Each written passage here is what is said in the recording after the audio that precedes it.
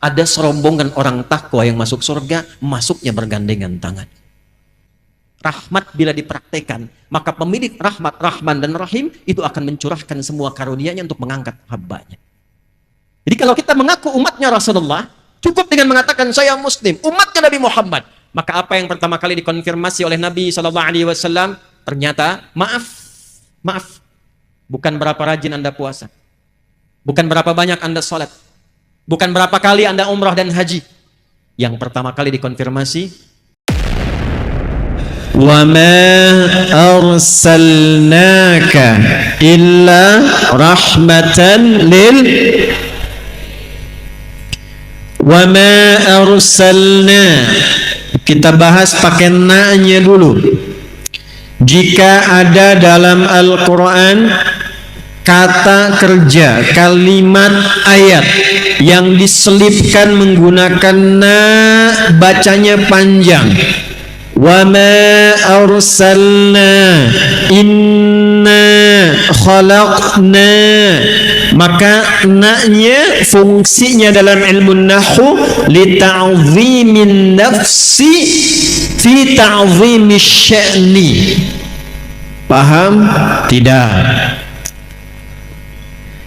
Na-nya fungsinya ingin menunjukkan informasi yang agung, informasi yang istimewa. Saking istimewanya Allah menyertakan keagungan zatnya, ta'zimun nafsi, sampai membawa keagungan zatnya untuk menunjukkan hebatnya, istimewanya, agungnya informasi yang ingin Allah sampaikan. Quran istimewa tidak? Agung tidak? Kenapa agung dan istimewa? Karena turunnya menggunakan na panjang. Inna anzalnahu fi lailatil, sama persis dengan bahasa turunnya Quran, ungkapan yang sama, diutusnya Nabi Muhammad sallallahu alaihi wasallam, sama pentingnya dengan diturunkan Al-Quran. Al-Quran turun pakai na, inna, Nabi Muhammad diberikan tugas dan diutus pakai na. Wa ma arsalna, dan demi keagunganku, demi keagungan zatku, kata Allah, tidaklah aku mengutus seorang nabi yang teragung. Jadi ketika Nabi Muhammad sallallahu alaihi wasallam diutus dan kalimat dalam Qur'annya, ayatnya menggunakan na, memberikan kesan nabi ini lebih agung dibandingkan dengan nabi-nabi lainnya, lebih istimewa dibandingkan dengan nabi-nabi lainnya. Adam istimewa, tapi ketika dipilih oleh Allah, kalimatnya cukup menggunakan istafa. Nuh istafa, Ibrahim istafa, keluarganya Imran sampai Isa alaihi salam istafa. Ali Imran ayat 33, innallaha istafa Adam wa Nuha wa ala Ibrahim wa ala Imran ala alamin. Nabi Muhammad tidak. Kata Allah, wa ma arsalnaka, dan demi keagunganku, tidaklah aku utus Rasul yang terhebat ini, yang paling mulia ini, yang paling agung ini, kecuali membawa satu sifat yang termulia. Jadi keagungan Allah ini dilekatkan pada misinya Nabi dengan satu sifat, rahmatan lil Allahu Akbar. Tidaklah aku utus Rasul teragung ini demi keagungan zatku, kata Allah, kecuali dia membawa rahmat untuk semesta alam. Jemaah sekalian, apa itu rahmat? Dan apa alam yang dimaksudkan di sini? Dan yang ketiga, apa yang diinginkan Allah dengan ayat ini untuk orang-orang yang mengaku umatnya Nabi Muhammad sallallahu alaihi wasallam? Saya mau tanya dulu nih, di sini yang umatnya Nabi Muhammad boleh angkat tangan tuh. Semuanya yakin nih? Baik, kita cek dulu nih. Di sini yang pernah celah orang angkat tangan. Di sini yang pernah bikin hoax angkat tangan. Di sini yang pernah merendahkan orang angkat tangan. Tuh. Saking susahnya ngangkat tuh paling banyak, makanya nggak bisa ngangkat ya. Kalau mencela itu rahmat bukan? Merendahkan orang itu rahmat bukan? Merampok itu rahmat bukan? Menghina itu rahmat bukan? Saya tidak utus Nabi Muhammad, kata Allah, yang teragung itu kecuali bawa rahmat. Dan tidak pernah ada orang mengaku umatnya Rasulullah kecuali mendapatkan percikan dari rahmat itu. Itulah yang sekarang coba kita akan kaji. Pulang dari sini, insya Allah setiap kita berubah menjadi pribadi yang dirahmati oleh Allah Subhanahu wa ta'ala. Cukup dengan amin, kita ngaji dulu tuh. Ayo, satu, kita mulai pelan-pelan. Bismillahirrahmanirrahim. Gak usah diikuti. Saya mau mulai pelan-pelan. Satu, apa itu rahmat? Dua, apa itu al-alamin? Dan yang ketiga, apa ciri-ciri orang yang mendapatkan rahmat sebagai umatnya Nabi Muhammad sallallahu alaihi wasallam? Satu kali, coba dicek di hadis Muslim nomor hadis 2539. Yang meriwayatkan sahabat Nabi dulu agamanya Majusi, kemudian bingung dengan Majusinya, dia pindah kemudian masuk Kristen, lalu mendengar ada seorang mengaku Nabi di satu kota Yathrib yang berubah menjadi Madinah. 3 tahun sebelum Nabi wafat, tepatnya tahun 7 Hijrah, berangkatlah orang ini namanya Abdus Syams untuk mengkonfirmasi. Begitu melihat sosok ini, belum bicara, melihat wajahnya, senyumnya tulus, perhatiannya bagus, menyambut dengan keadaan yang baik, memperhatikan dengan sempurna, pandangan pertamanya kepada Nabi menjadikan pribadi ini langsung jatuh cinta kepada Rasulullah sallallahu alaihi wasallam. Tanpa diminta masuk Islam, tanpa diajak, tanpa diceramahi, asyhadu an la ilaha illallah wa asyhadu anna Muhammadar Rasulullah. Sosok ini masuk Islam, lalu dirubah namanya oleh Nabi dari Abdus Syams menjadi Abdurrahman. Ini sanad ilmu boleh merubah nama kalau dari nama yang dibawa itu tidak membawa sifat dan makna yang baik, atau namanya bertentangan dengan sifat dan keagungan Allah Subhanahu wa ta'ala. Ada di antara sahabat-sahabat Nabi yang dirubah namanya langsung oleh Nabi bila terkait dengan satu makna yang tidak baik, atau kedua bertentangan dengan sifat Allah Subhanahu wa ta'ala. Abdus Syams, hambanya matahari. Kata Nabi, anta Abdurrahman, hambanya Allah yang penuh dengan rahmat. Maka diajarkan oleh Nabi sifat rahmat itu. Perhatikan kata Nabi, sayangi dengan tulus, atau kama qala, perhatikan dengan mulia, rawat dengan baik, berikan perhatian yang mendalam, tebarkan kasih sayang dengan luas, entah itu kepada manusia, hewan, sampai dengan tumbuhan. Maka pulanglah sosok ini Abdurrahman. Di tengah jalan dia bertemu dengan anak kucing kecil. Kucing dibagi dua. Dibagi berapa? Anak kucing rumahan namanya Kitten, diserap oleh orang di Inggris, maka berubah menjadi bahasa Inggris Kitty, ya, kucing rumahan. Makanya di rumah ada spray mereknya Hello Kitty, kucing rumahan. Banyak dari bahasa Arab ke bahasa Inggris. Sukar, gula jadi sugar, Kitun kucing jadi kitty, cat kitty. Kalau kucingnya kucing liar, maka berubah namanya dari kitun menjadi hurratun. Anak kucingnya disebut dengan Hurairah. Maka dibawalah anak kucing kecil itu, dipraktekkan tausiah yang singkat dari Nabi tadi. Jangankan pada manusia, hewan pun kemudian dibawa. Lalu dipraktekkan perawatannya pada anak kucing kecil ini. Malam dingin diselimuti, lapar disuapi, seperti ayah menyuapi kepada anaknya, seperti ayah melindungi anaknya. Maka setiap jalan kemanapun, dibawalah anak kucing kecil ini, dimasukkan ke dalam jubahnya. Karena itulah malam ini saya spesial pakai jubah untuk mencontohkannya.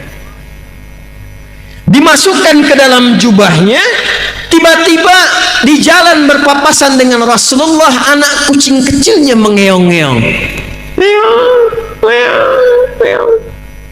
Keluar dia, terlihat oleh Nabi. Kata Nabi, anta Abu Hurairah. Kamu adalah bapak anak kucing kecil. Saking perhatiannya yang dalam, kasihnya yang dalam, memberikan kebahagiaan yang dalam, maka engkau berikan perhatian kepada anak kucing seperti ayah memperhatikan anaknya. Abu Hurairah. Itulah sejarahnya, ada sahabat Nabi yang disebut dengan Abu Hurairah. Nama ini bukan sekedar nama, tapi memberikan perjalanan kepada kita tentang arti menjadi seorang muslim. Mu'allaf datang pada Rasulullah, minta diajarkan tentang Islam. Yang diajarkan oleh Nabi pertama kali rahmatan lil alamin, sifat kasih yang dalam, sifat membahagiakan yang dalam, yang dengan itu kita selalu memikirkan yang baik-baik tentang apa dan siapa yang kita kasihi itu. Tempat rahmat disebut dengan rahim. Ibu punya rahim ya. Ibu-ibu punya rahim ya bu. Saya tanya pada ibu, di dalamnya disayang tidak? Disayang. Miring kanan susah, miring kiri susah, telungkup nggak mungkin. Dijaga supaya apa? Supaya yang di dalam itu merasakan kenyamanan dan kebahagiaan. Walaupun yang menjaga itu kadang-kadang merasakan hal yang tidak nyaman. Ada sebagian ahli hikmah mengatakan, kenapa anak-anak itu terlahir menangis? Ahli hikmah, mereka mengatakan karena mereka takut tidak mendapatkan lagi rahmat seperti didapatkan oleh rahim ibundanya. Jadi kalau kita ingin katakan apa rahmat yang dibawa Nabi, yang dibawa Rasulullah pertama kali ajaran kasih yang sangat dalam. Bagaimana melihat semua orang itu punya sifat baik. Karena itu saya sering mengatakan, Allah sangat mencintai orang salah yang gemar bertobat dibandingkan dengan orang soleh yang tidak pernah merasa salah. Jadi Islam itu selalu mengajarkan, lihat setiap orang pada potensi kebaikannya. Di Masjid An-Nur pernah saya tanyakan kan, kenal Firaun? Ayo bilang kenal sekali lagi, pulang saya. Malam ini juga saya pulang mumpung ada di Lanut tuh. Tahu Firaun? Kejam tidak? Kejam tidak? Bukan cuma kejam, ngaku Tuhan, ana rabbukumul a'la. Setiap melihat orang kalau tidak nyaman, eksekusi. Antum untung hidupnya di masa sekarang tuh. Kalau hidup masa Firaun tuh, bosan Firaun. Saya nggak suka dengan rambutnya. Bukan disuruh cukur, pisahkan kepala dari badannya. Firaun. Makanya Nabi Musa ketika akan berdakwah, doa dulu supaya nggak cepat tersinggung karena kata-katanya menyakitkan, nusuknya dalam. Nabi kan kalau doa, sekali doa diijabah. Kalau Nabi Musa nggak punya sifat sabar, cepat bosanan, Firaun menghardik, ya Allah bosan, matiin aja, mati itu. Cuman buat kita nggak ada hikmahnya tentang indah dan kasihnya ajaran Islam yang sangat dalam. Firaun hobi bunuh orang, ngaku Tuhan. Tapi Fir'aunnya, tolong catat ini ya. Fir'aunnya, Allah masih memberlakukan rahmatnya, diutus dua nabi sekaligus, Musa dan Harun. Quran surah 20 Taha ayat 43 sampai 44. Idhaba ila fir'auna innahu tagha. Musa dan Harun, sekarang kalian siap-siap pergi ke Fir'aun. Untuk apa ya Allah? Faqula lahu qawlan layyina la'allahu yatadhakkaru aw yakhsha. Dia sudah mulai bergeser dari kewenangan, dititipkan jabatan, dia menyimpang. Hati-hati Pak yang punya jabatan di belakang. Udah gak usah tepuk tangan. Bisa sedang mengingatkan, dan fungsi ulama begitu, karena sayang mengingatkan. Kalau tidak sayang, tak diingatkan, bahaya. Kan kita menginginkan semua pejabat juga masuk surga, rakyatnya masuk surga.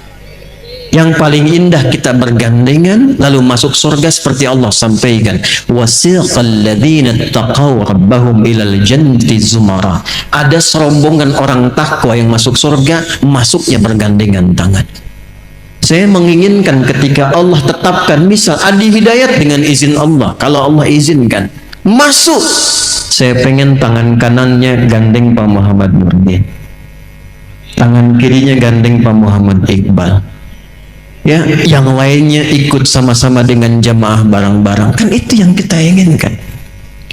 Karena itu kalau ada pejabat kami beri masukan, jangan marah ya Pak, karena sayang. Dan cara memberikan masukan pun mesti pakai rahmat, bukan teriak-teriak, merendahkan, menghina, menjelek-jelekan, bikin hoax. Itu bukan tipikal umat Nabi Muhammad. Seburuk-buruknya Fir'aun, seburuk-buruknya, kata Allah, ini punya jabatan, ada setannya, setan khusus menggoda pejabat. Nanti kalau lain waktu saya kesini lagi, materinya bikin khusus Pak, fikih setan. Ada 9 jenis setan, 9 Anda bayangkan Bu. Di rumah tangga ada setan khusus Bu, tugasnya memecah belah suami istri, namanya Dasim, perempuannya Dasima. Betul, saya tidak bohong, ada di Al-Baqarah ayat 102, yufarriquna bainal mar'i wa zawji. Ibu belum nikah, suami ibu yang paling cantik lihatnya ibu. Habis nikah, istri orang paling cantik Bu. Digambarkan, karena itu bagaimana nanti konsisten mendapatkan kenyamanan dalam rumah tangga, ada fikihnya. Di jabatan juga ada setannya. Tapi perhatikan baik-baik, kata Allah, Musa Harun, ini ada potensi Fir'aun, kedudukannya diselewengkan. Engkau aku tugaskan, perhatikan baik-baik, bukan ingin menurunkan jabatannya. Datang kepadanya, sampaikan dengan lemah lembut, supaya ia kembali pada kewenangan yang baiknya dan memberikan putusan-putusan yang bermaslahat. Faqula lahu qawlan layyina, katakan kepadanya dengan lemah lembut. Jadi yang paling indah dalam Islam, tidak ada satupun kemudian ajakan, tidak ada satupun arahan untuk menjatuhkan seseorang dari kekuasaannya, tapi berikan nasihat yang lembut untuk menyadarkannya supaya kembali pada kebaikan. Hati-hati di jabatan, ada peluang untuk menyeleweng, tapi datang kemudian fungsi ulama, luruskan dengan penuh kesantunan dan kebaikan. Turun, faqula lahu qawlan layyina, katakan dengan lemah lembut. Saya mau tanya pada Anda, ini yang di depan Anda semua Fir'aun bukan? Fir'aun bukan? Bukan. Muslim bukan? Fir'aun Muslim bukan? Fir'aun bukan Muslim, belum beriman dan tidak beriman, pongah, ngaku Tuhan, kasar sikapnya. Diturunkan Musa dan Harun utusan, katakan yang lemah lembut. Kita, saya, Anda sama-sama muslim. Allah tugaskan dan amanahkan dengan tugas-tugas berbeda. Ada yang pemimpin, ada yang pebisnis, ada yang arsitek, ada yang ulama, ada yang di kebun, ada yang berbisnis. Semua beragam dan mengaku muslim. Kalau pada non-muslim saja ayat Quran datang untuk menanamkan rahmat, maka bagaimana dengan sesama muslim? Turun ayat, innamal mu'minuna ikhwah. Sepanjang seseorang mengaku dan mengatakan dia beriman, maka kata Al-Quran, posisikan orang beriman itu sebagai saudara sebapa.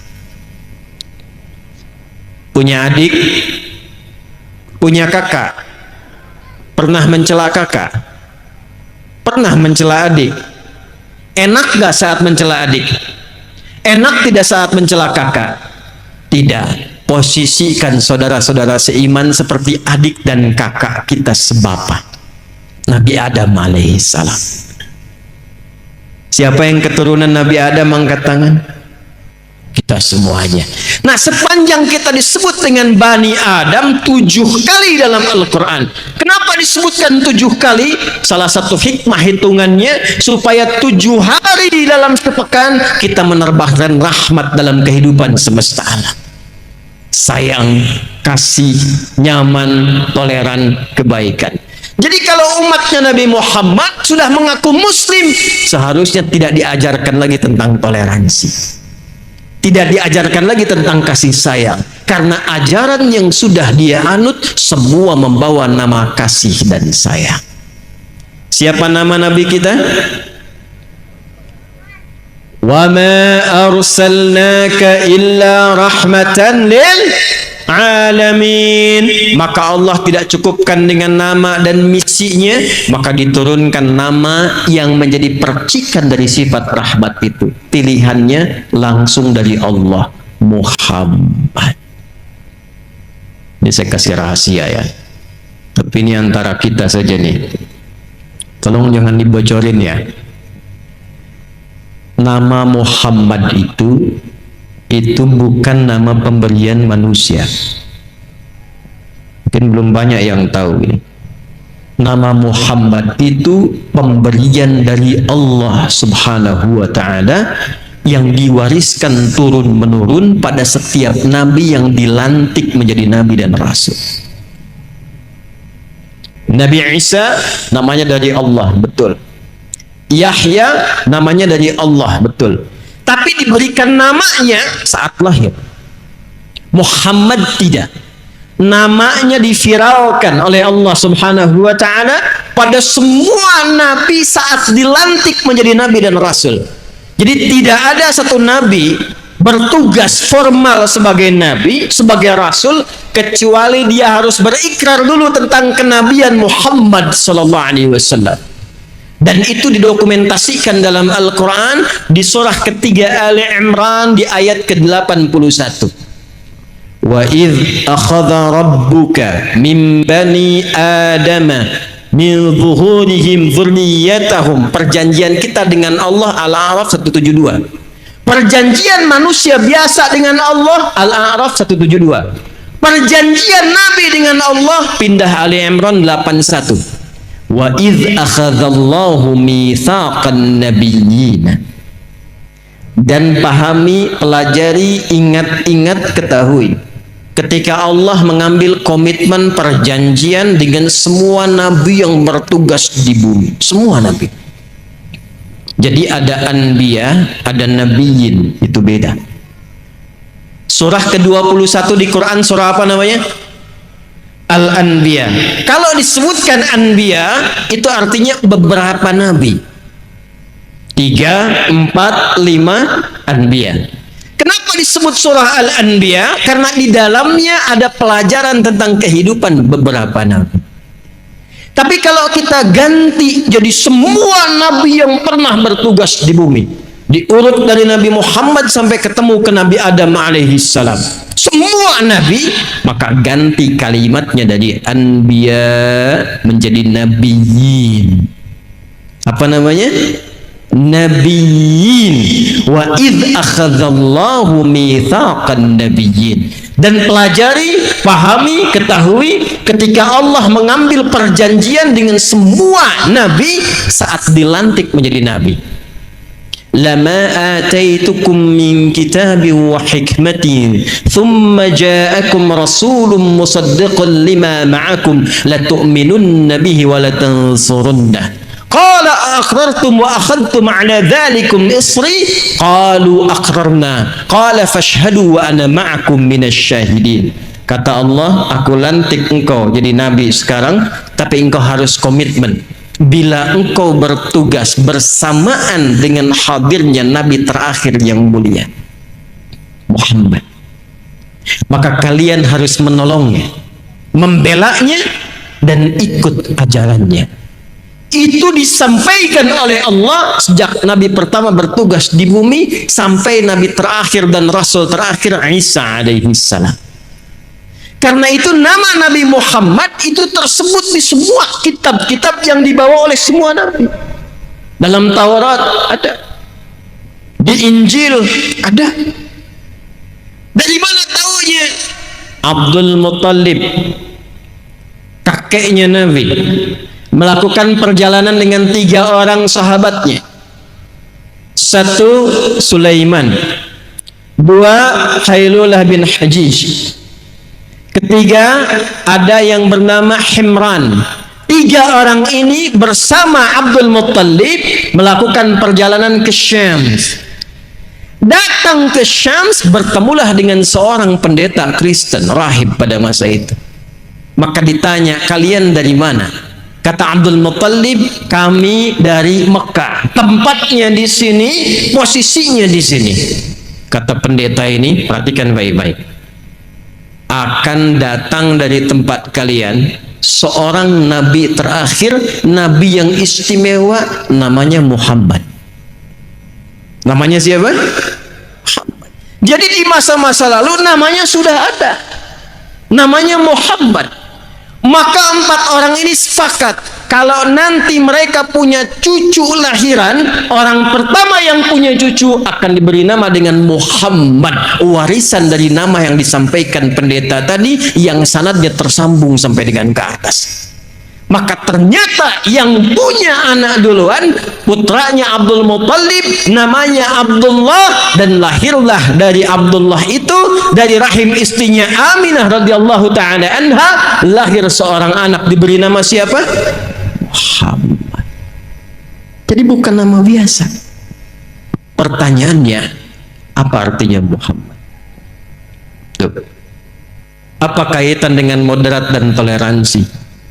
Apa kaitan dengan rahmat? Muhammad itu bentuk superlatif, sirah mubalaghah dari kata Mahmud. Saya senang bahas nama ini karena dan lalu dengan Pak Kapolda Muhammad namanya itu. Ya, nanti kita lihat contohnya langsung, termasuk kita deh. Mahmud, jika ada orang punya sifat baik secara sosial, maaf, 1 sifat saja, jujur tapi kurang sabar, nah, itu Mahmud. Oh, jangan tunjuk orang Mahmud ente. 1 sifat, konsisten di 1 sifat baik, yang lain belum.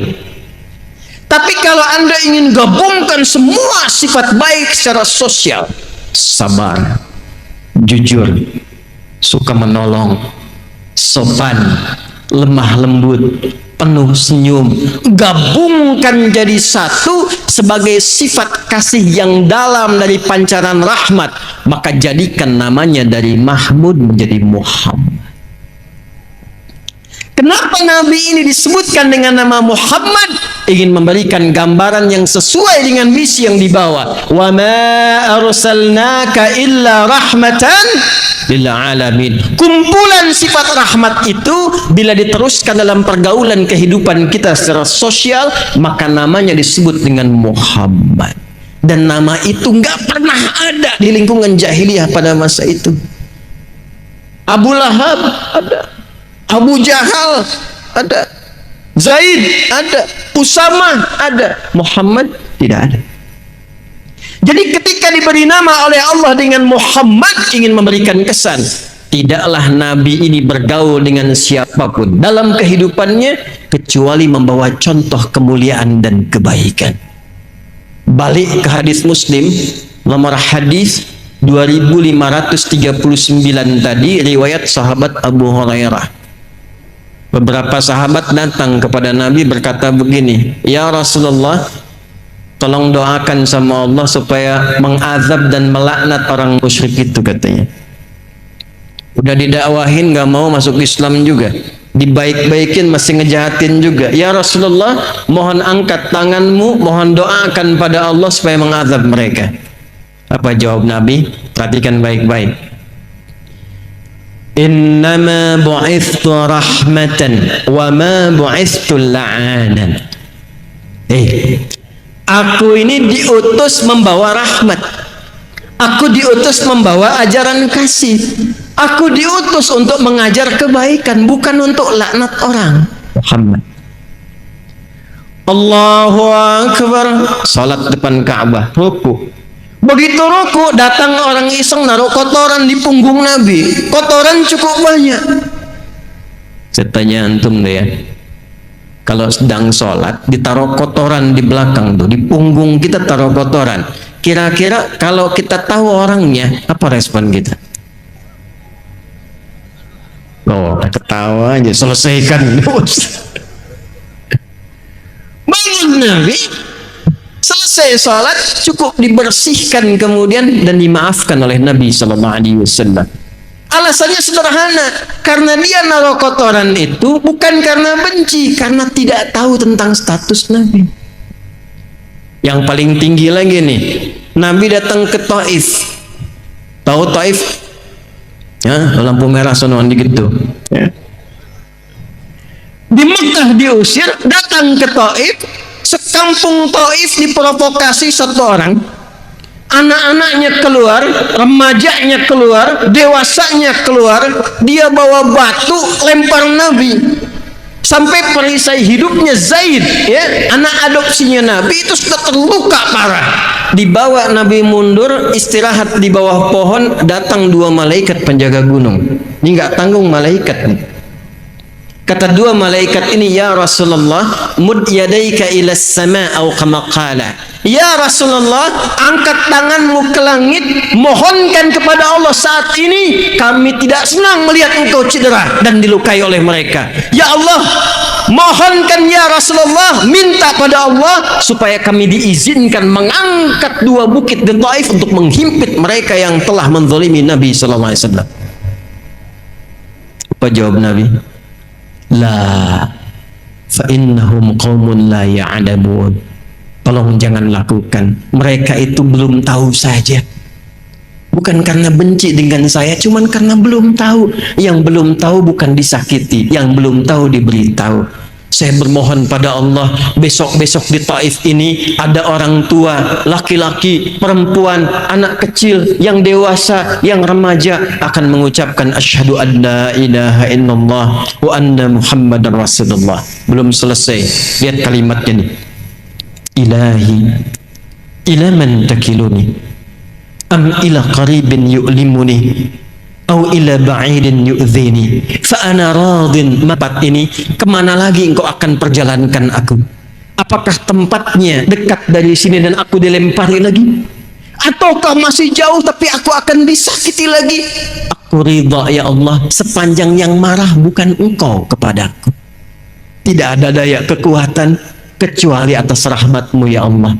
Setelah keluar kalimat itu, maaf, itulah kemudian yang menjadikan Allah mengundangnya lewat peristiwa Isra dan Mi'raj.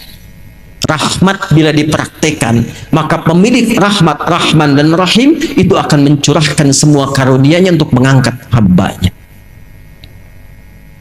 Ini kalau nyampaikan ini seringkali berhenti saya ceramah. Tapi penting untuk kita ketahui betapa rahmatnya Rasulullah kepada kita semuanya. Sampai Jibril mengatakan kalau disebut nama Muhammad nggak sholawat yang dengar itu, keterlaluan orang itu. Sallu ala Nabi. Di riwayat memang perlu diverifikasi tapi dalam. Tadi masih hidup, sekarang saat sekaratnya di ujung wafat. Dalam pangkuan Sayyidah Aisyah, dibawakan kemudian sebaskom air oleh Fudail anaknya Abbas radhiyallahu taala anhuma. Yang kita ketahui berwudu kemudian sholat wafat di pangkuan Sayyidah Aisyah. Ada satu riwayat yang kalaupun kita perlu verifikasi, perhatikan baik-baik.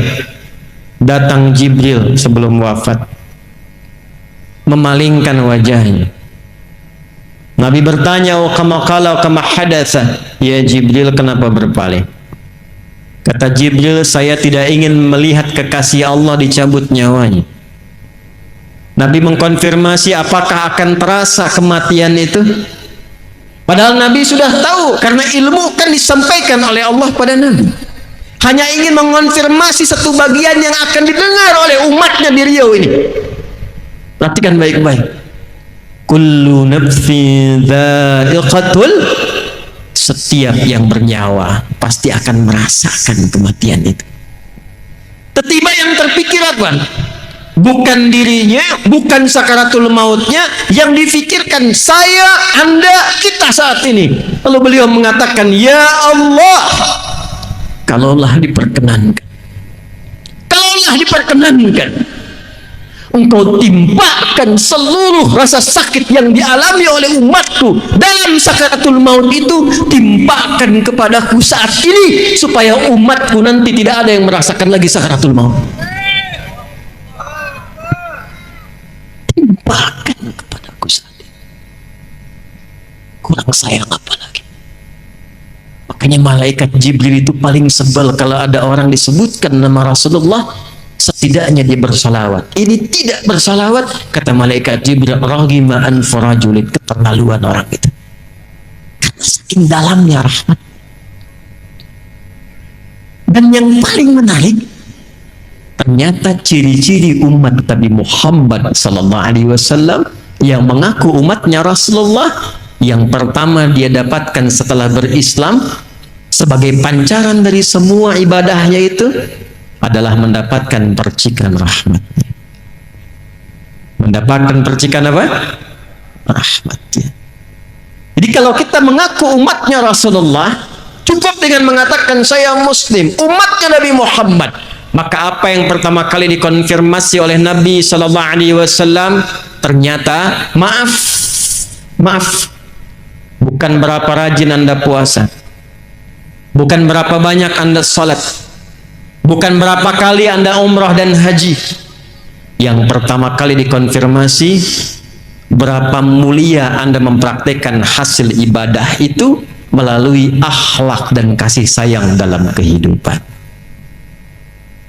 Yuk kita contohkan hadis sahih, hadis Muslim. Maaf ya, ada orang datang kata Nabi di hari kiamat. Ini cepet aja nih pakai terjemahan. Dia membawa pahala rajin salat. Ya'ti yaumal qiyamati bi salatin, rajin salat. Hati-hati nih, kalau saya sampaikan dari Nabi berarti akan kejadian nih. Rajin salat. 2 wasyamin, rajin puasa. 3 wazakatin, rajin zakat. Wa ya'ti qad syatama hadha.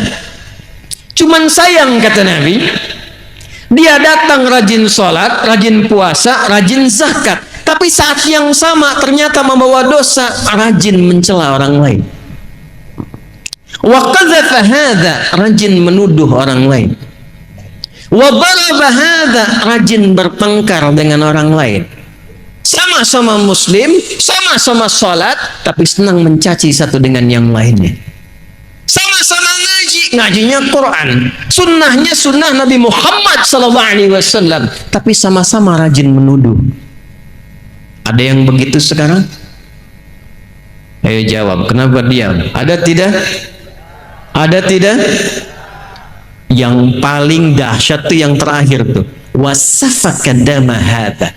Ada yang kelihatannya sholat, rajin kumpul-kumpul, tapi ternyata tidak membekas dari sholatnya, dan dia menumpahkan darah membawa nama Islam di dalam. tembak orang, Allahu Akbar, bom orang, Allahu Akbar, dan tidak dibenarkan dalam syariat. Dan itu kejadian. Ini seringkali saya bahas ya untuk tidak pernah berulang. Insya Allah tidak akan kejadian lagi di negara kesatuan Republik Indonesia. Ya. Kapolda Pak Iqbal itu waktu kejadian bom di Jalan Tamrin itu, buar meledak itu, Bu. Saya itu sedang di Lampung, Bu. Itu jamaah instruksi angkat tangan, Ustaz, apakah bom di Jalan Tamrin termasuk jihad fisabilillah?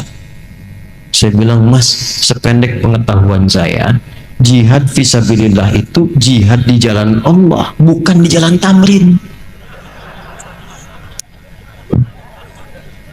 Kata Nabi akan ada umat yang aneh-aneh begitu tuh. Nah kalau ada yang begitu, itu berarti belum berhasil sholatnya. Karena orang kalau sudah sholatnya benar itu, yang pertama dikonfirmasi itu bukan berapa panjang rukunya, bukan berapa panjang sujudnya, tapi yang dikonfirmasi oleh Allah, inna sholata tanha anil fahsya'i wal, itu. Apa itu fahsya? Keburukan yang bersumber dari syahwat, pornografi, porno aksi, LGBT, kata-kata jorok, kata-kata kotor. Jadi kalau ada orang sholatnya benar, tidak akan pernah terlibat dalam pornografi. Kalau ada orang sholatnya benar, tidak akan melambai.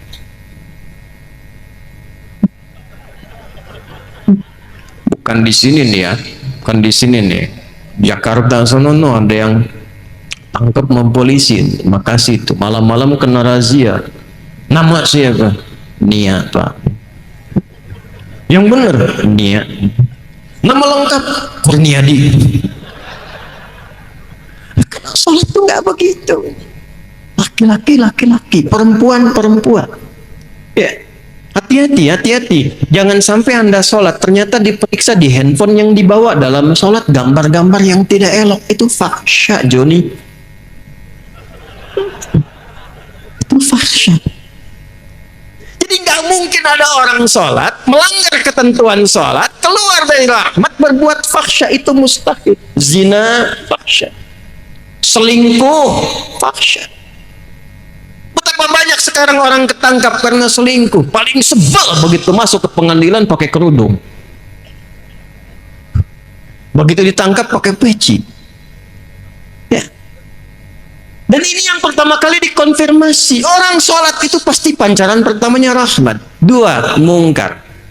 Keburukan yang diingkari oleh hati, sumbernya nafsu perut dan akal.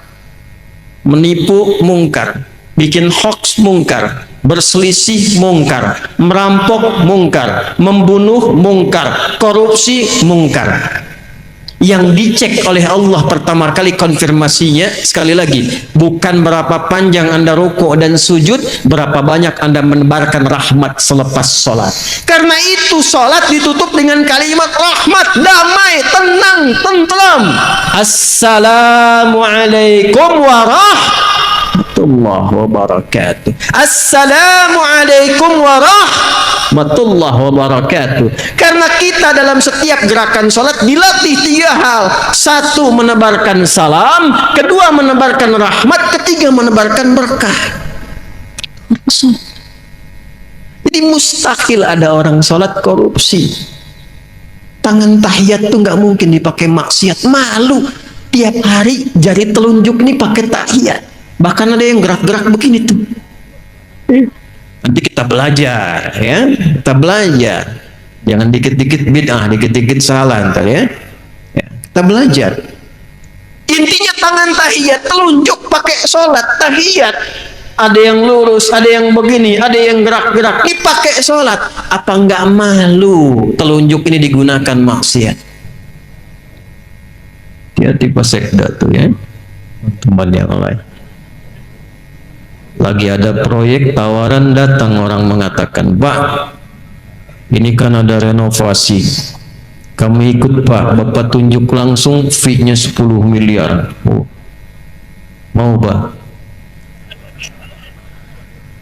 Karena beliau udah ngaji, beliau jawab, maaf ya, Ini telunjuk saya, telunjuk tahiyat, tidak akan saya gunakan untuk maksiat. Masya Allah. Ya. Ya, tapi namanya setan. Dia nggak kenal putus asa. Antum beri takbir aja digoda. Udah baca belum hadisnya? Kalau belum sholat, semua fokus. Tapi begitu anda takbir kata Nabi, setan datang, goda orang sholat, namanya khanzab tuh. Kata Nabi, dia tanamkan semua hal yang tidak ingin diingat jadi ingat. Anda kan tadi pas takbir Isya udah beda kan, ini ustadznya bener ada nggak gitu kan? Tadinya nggak begitu, jadi begitu takbir muncul semua. Artinya apa? Setan kadang melampaui itu. Tolak. Jari saya jadi tahiyat tidak akan pernah dipakai maksiat. Balik lagi dia. Rapat balik, Pak. Nambah katanya Pak, 20 miliar. Bentar deh saya istihoroh dulu. Nggak boleh ada istihoroh dalam maksiat, Pak. Ya. Istihoroh. Nah itu perilaku itu ada. Apa yang terjadi? Jangan main-main tuh. Hadis Muslim standar kedua dalam Sahih di bidang hadis, Bukhari dan Muslim Sahih. Maka apa yang terjadi? Maaf ya, maaf nih. Kalau ada orang sholat lalu mencela dan nggak tanggung-tanggung yang dicela imamnya tuh. Begitu keluar tuh imamnya belagu banget tuh, baru lulus dari pesantren aja Yasin. Padahal maghrib sholatnya misalkan. Itu maaf tuh, kalau ada orang sholat lantas mencela orang lain, itu pahala sholatnya langsung ditransfer kepada yang dicela itu. Jadi Masya Allah tuh, enak tidak dicela, pengen ditransfer. Ini baru pulang umrah nih, habis umrah misalnya, maaf nih, ya membanggakan diri, menzalimi orang. Zakat, habis zakat misalnya mengangkat status, merendahkan yang dizakati. Ya, izin Pak, ini saya ada zakat, memang nggak banyak, cuma 25 juta. Oh Pak, terima kasih banyak Pak, semoga Bapak berkah. Enggak, ini kan dari Allah saja. Ini kan kewajiban saya, Bapak kan miskin. Enggak bisa. Misal. Memang keluar, tapi nyakitin. Itu terima uangnya. Saat Anda menerima itu, Anda mendapatkan plus transferan pahala zakat dia pada Anda. Ya. Itu begitu seseorang berbuat baik dalam amalan ritual, berbuat buruk secara sosial, terjadi transfer pahala kepada yang dizalimi. Fa in faniyat hasanatuhu, jika habis bekal baiknya, ada sisa menzalimi orang, dibawa keburukan orang itu ditimpakan kepadanya, faturiha finnar, maka dilemparkan ke dalam neraka, disebut oleh Nabi al-muflis, orang bangkrut. Jadi perkara rahmat itu bukan perkara asing bagi kita. Perkara berbuat baik itu bukan perkara yang sederhana, tinggi, sampai semua ibadah ritual itu ukuran akhirnya adalah nilai-nilai kebaikan yang kita pancarkan dalam kehidupan. Jadi kalau temanya moderat, kita itu udah khatam. Karena semua ayat Qur'annya mengarahkan kita kepada aspek-aspek kemuliaan. Yo, satu sudah tuh. Muhammad tadi sudah kita bahas. Disebut Muhammad dan kita mengaku umatnya Nabi Muhammad, praktekkan ajaran kasih kepada siapa? Lil alamin. Apa lil alamin di sini? Saya percepat. Semua alam. Semua manusia alam bukan. Hewan alam bukan. Tumbuhan alam bukan. Allahu Akbar. Orang Islam itu bukan hanya baik sama manusia, pada hewan dan tumbuhan pun baik. Yuk, saya cek pelan-pelan ya. Di sana banyak tumbuhan ada. Tadi lewat tumbuhan kan? Boleh nggak nginjak sembarangan? Boleh nggak nyabut sembarangan? Nih, yang saya gambarkan bukan yang itu. Yang ingin saya gambarkan dalam suasana damai saja nggak boleh ya. Yang mau saya gambarkan suasana perang yang sedahsyat-dahsyatnya. Yang paling dahsyat. tidak ada kasih sayang, tidak ada kebahagiaan. Makanya di surat At-Taubah, Al-Bara'ah surah 9 itu kenapa dibukanya tidak dengan Bismillahirrahmanirrahim. Semua surat pakai Bismillahirrahmanirrahim. Cuma surah At-Taubah satu-satunya yang tidak dibuka dengan Bismillahirrahmanirrahim. Tapi Bismillahirrahmanirrahim tetap jumlahnya 114. Karena yang tidak ada di At-Taubah diganti di An-Naml ayat ke-30. Wa innahu min Sulaimana wa innahu bismillahirrahman. Kenapa At-Taubah nggak pakai Bismillahirrahmanirrahim? Karena At-Taubah itu izin membela diri saat diinvasi, saat diserang, saat dijajah, datang pasukan mau menghancurkan Nabi di Madinah, turun izin bela diri, disebut dengan jihad. Tapi karena dalam jihad praktek militer itu ada peperangan, tak ada rahmat Allah, tak ada kasih sayang dalam perang, maka tidak dibuka dengan Bismillahirrahmanirrahim. Silahkan tanya pada para pertempur ini, ada nggak dalam perang pakai kasih sayang? Izin nembak ya, dor. Sakit nggak? Maaf ya.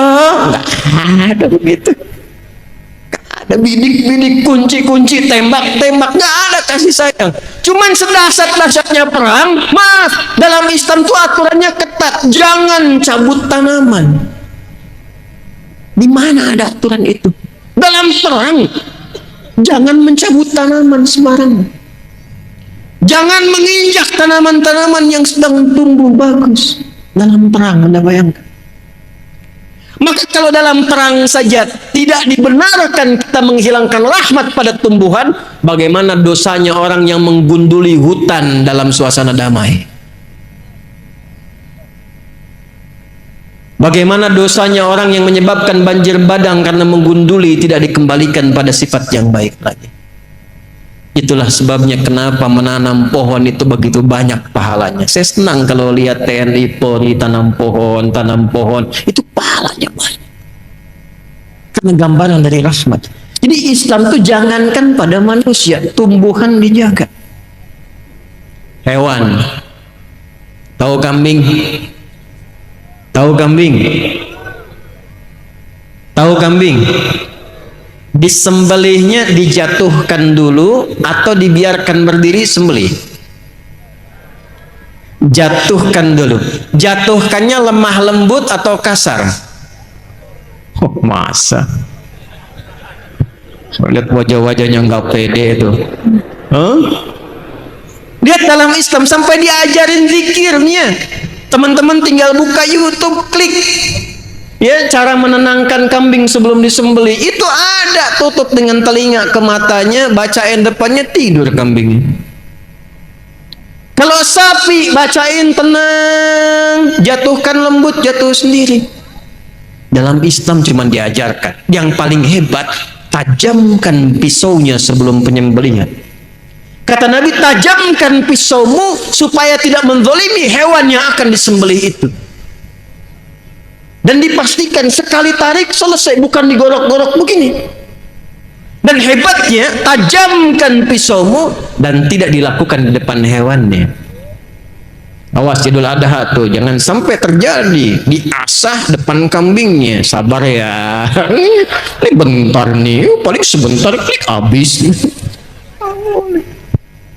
Ini saya lihat ada aja habis disembelih, kepala kambingnya kasih rokok. Mana oknumnya sini tuh? Itu menghilangkan rahmat. Anda bayangkan hewan. Dan betapa banyak ada orang dapat ampunan Allah karena hewan dan dapat azab karena hewan. Pernah dengar ada seorang perempuan, maaf Bu ya, bukan ibu yang di sini nih. Ya. Seorang perempuan yang dihukum di neraka gara-gara menyiksa kucing. Pernah dengar kisahnya? Miara kucing sengaja tidak diberi makan, dizalimi, tidak diberi minum, hanya diperhatikan sampai datang mautnya. Direspon oleh Nabi dengan kalimat yang sangat luar biasa dahsyat. Akan diperlakukan serupa ia di neraka. Tapi sebaliknya, seorang perempuan malam yang divonis oleh manusia-manusia dengan perempuan yang kotor, perempuan yang bernajis, taubat hanya karena seekor hewan yang lekat dengan najis di dalamnya. Karena anjing kehausan. Perhatikan indahnya ajaran Islam. Anjing kehausan di ujung sekaratnya, dalam keadaan mencari minum, ditemukan oleh seorang perempuan malam, datang lewat. Ada kisah mengatakan dia mengambil bagian dari slop sepatunya, ada yang mengatakan dia mengambil benda di sampingnya, lalu mengambil air ke sumur, diminumkan ke anjing itu sampai dia segar kembali. Begitu itu dilakukan dengan ketulusannya karena Allah, lewat anjing hidup lagi, diterima taubatnya oleh Allah. Dia belajar dari anjing itu. Anjing yang najis saja, yang dihukumi haram, dikecam oleh manusia, kadang disebut najis, dia bisa mulia dan hidup kembali. Maka saya pun ketika diburuk-burukan, dijelekkan, dinajisi oleh orang, pasti ada peluang untuk bertobat. Lewat anjing jadi taat. Bukankah ada satu hewan yang disanjung dalam Al-Quran, anjing di surah Al-Kahf itu, dan disebut sebagai anjing yang dihidupkan dan bisa menikmati surga? Jadi bagaimana Islam mengatur? Pada tumbuhan bagus, pada hewan baik, maka pada manusia yang derajatnya lebih tinggi daripada tumbuhan dan hewan seharusnya lebih daripada itu. Itu poinnya. Dan yang paling utama, sifat rahmat itu dicontohkan dulu sesama muslimnya, baru keluar.